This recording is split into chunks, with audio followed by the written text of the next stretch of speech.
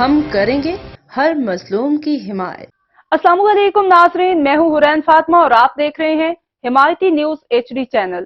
نظر ڈالتے ہیں آج کی اہم خبر پر۔ کراچی میں 100 روپے کی شرط کے معاملے پر 11 سالہ بچے شاہ محمد کی جان چلی گئی۔ کراچی کے علاقے گلشن معمار افغان بستی میں 11 سالہ بچے شاہ محمد نے ٹھیلے والے سے سرکہ پینے کے لیے 100 روپے کی شرط لگائی تھی۔